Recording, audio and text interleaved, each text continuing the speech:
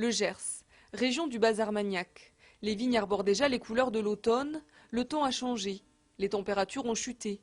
Pourtant, au domaine de Bordeneuve, à l'intérieur du chai, on dépasse les 50 degrés, c'est l'alambic qui tourne à plein régime.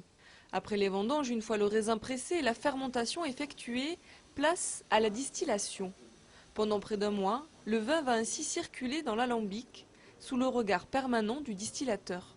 Mon rôle, c'est de vérifier déjà que tout marche bien, qu'il y a du vin qui arrive, qu'il y ait du feu. On travaille avec la main. Vous voyez, ici, on a une décharge thermique qui se fait au fur et à mesure. Ici, c'est froid. Et là, on commence à sentir que c'est de plus en plus tiède. Et plus on va monter, plus ça va être chaud.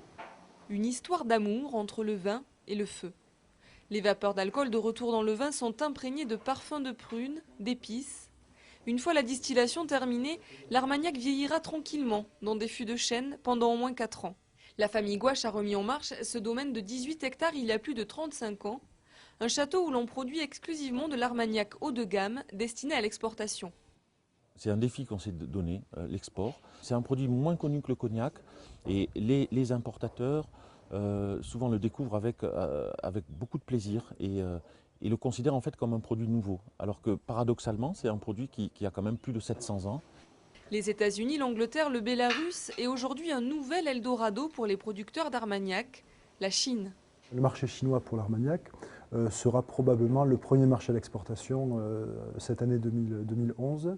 Il était 9e l'année dernière, donc il s'est fortement développé. Pas question pour autant d'en oublier les traditions. Distillation rime avec dégustation. Ici, au pied de l'alambic, le brûlot, savant mélange d'armagnac, de citron, d'orange, saupoudré de cannelle, vanille et sucre. Bon, les amis, c'est l'heure du brûlot, hein.